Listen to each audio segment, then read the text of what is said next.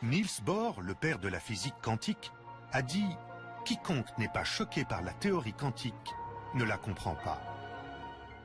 La réalité nous apparaît à première vue extérieure à nous, comme existant indépendante de notre observation.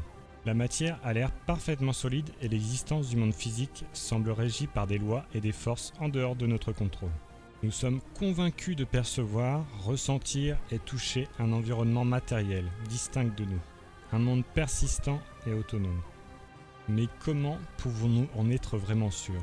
Par exemple, on a très longtemps pensé que la Terre était plate.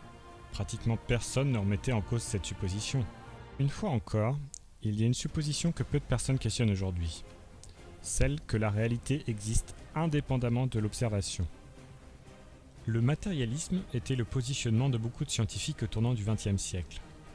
Ce point de vue soutient que toute chose est composée de matière et d'énergie et que fondamentalement, tout phénomène est le résultat d'interactions matérielles. La conscience est considérée au mieux comme une propriété émergente de l'activité neuronale, et donc confinée dans notre cerveau. Il y a 100 ans, la plupart des gens adhéraient à ce point de vue, rejetant la vue opposée, l'idéalisme. Cette vue considère que la nature ultime de la réalité repose sur l'esprit. Pour beaucoup à l'époque, leur compréhension de la physique penchait en faveur du matérialisme. Cependant, cette vue matérialiste du monde fut secouée par l'avènement de la mécanique quantique. Autrement dit, l'étude de la matière à l'échelle atomique et subatomique. Une des expériences à l'origine de la mécanique quantique est celle de la double fente. Pour comprendre ce que cette expérience a démontré, voici une explication simplifiée. Les particules subatomiques étaient considérées comme des petits bouts de matière et non comme des ondes. Pourtant, en envoyant des électrons à travers une double fente, ils agissent comme des ondes au lieu de petits bouts de matière. Même en envoyant un électron à la fois, on obtient le même résultat. Cependant, lorsqu'on place un appareil de mesure au niveau des fentes, le résultat change et les électrons se comportent comme attendu, et non plus comme des ondes. Quand ils regardèrent, l'électron recommença à se comporter comme une petite bille. Il dessina un patron de 2 tranches, et non pas un patron d'interférence. La même action de mesurer ou observer par quelle rainure elle passait a fait qu'elle ne passe plus que par une, et non pas par les deux. L'électron décida d'agir de façon différente, comme s'il était conscient qu'on l'observait. Max Born avance une explication. Indépendamment de l'observation, les particules existent en tant que fonction d'onde de probabilité.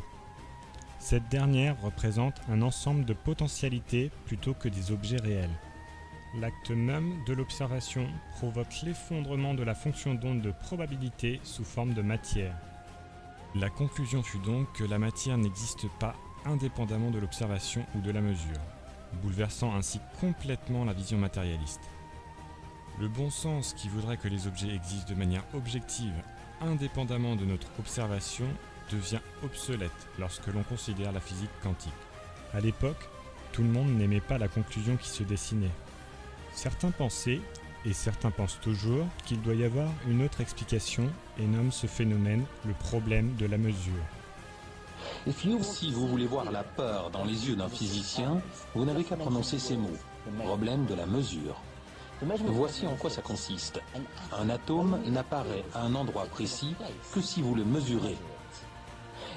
En d'autres termes, un atome est disséminé à un endroit jusqu'à ce qu'un individu conscient décide de l'observer. Par conséquent, l'acte de mesure ou l'observation crée l'univers. Einstein, notamment, n'acceptait pas l'idée selon laquelle la réalité physique puisse dépendre de l'observation. Il disait « J'aime penser que la Lune est là même si je ne la regarde pas ». Selon lui, la mécanique quantique était correcte mais incomplète. Ainsi, en 1935, il pense avoir trouvé le talon d'Achille de la mécanique quantique. Il s'agit d'une prédiction des équations de la mécanique quantique, l'intrication quantique. On dit de deux particules qu'elles sont intriquées lorsque l'état de l'une influence l'état de l'autre, de manière instantanée, quelle que soit la distance qui les sépare. Donc, si on effectue une mesure ou observation sur une particule intriquée, on exerce alors un effet instantané sur sa partenaire intriquée, quelle que soit la distance qui les sépare. Pour Einstein, cette idée est inconcevable, puisque d'après la relativité générale, rien ne peut dépasser la vitesse de la lumière. Il nomme cet effet l'action fantomatique à distance. Il croit alors avoir trouvé le moyen de prouver l'incomplétude de la mécanique quantique. Pour lui, l'état des particules intriquées est prédéfini avant qu'on les observe. Niels Bohr, lui, est convaincu que l'état des particules est défini au moment même de l'observation. Faute d'avoir trouvé à l'époque un moyen de vérifier l'une ou l'autre des hypothèses, la question restera en suspens jusque dans les années 60.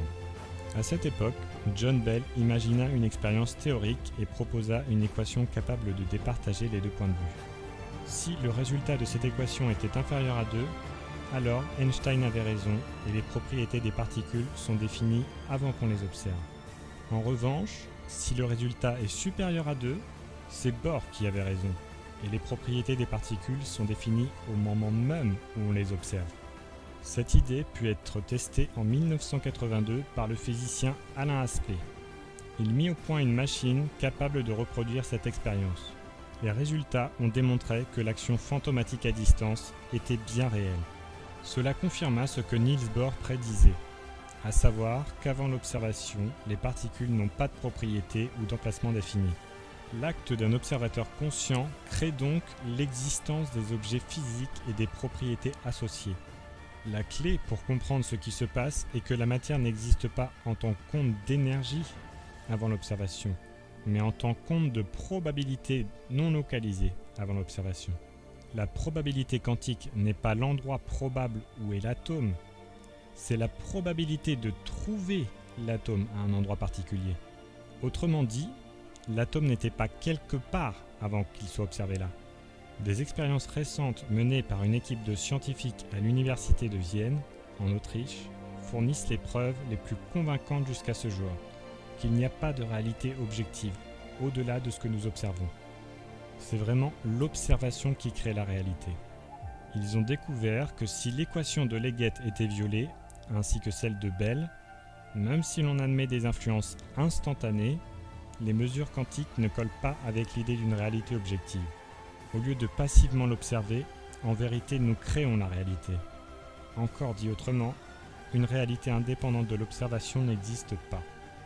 Jusqu'à nos jours, la physique quantique est une des théories les plus solides. Elle explique beaucoup de phénomènes que la physique classique n'explique pas, et un grand nombre d'expériences confirment tout ce que l'on attend d'elle. Néanmoins, beaucoup ont essayé et essayent encore de faire une distinction entre le monde quantique et le monde macroscopique.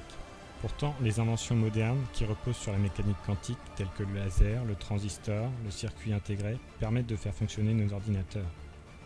Si on considère les atomes comme les blocs de construction de l'univers macroscopique, on ne peut pas séparer les deux.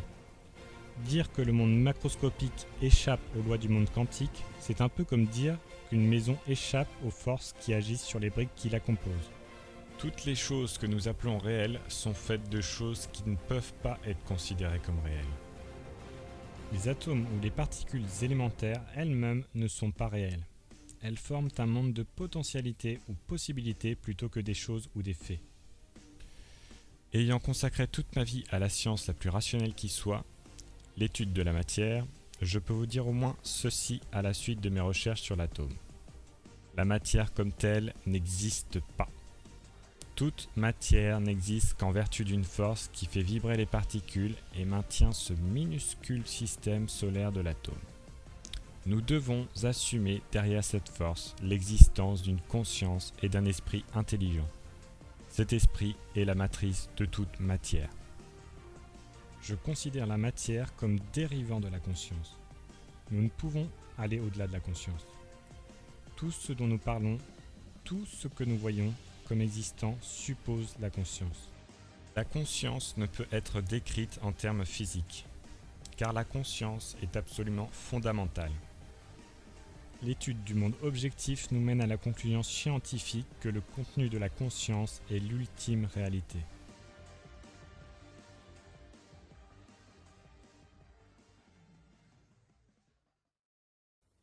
Alors, rien de tout ça n'est réel? Qu'est-ce que le réel? Quelle est ta définition du réel? Si tu veux parler de ce que tu peux toucher, de ce que tu peux goûter, de ce que tu peux voir et sentir. Alors le réel n'est seulement qu'un signal électrique interprété par ton cerveau, interprété par ton cerveau, interprété par ton cerveau, interprété par ton cerveau, interprété par ton cerveau, interprété...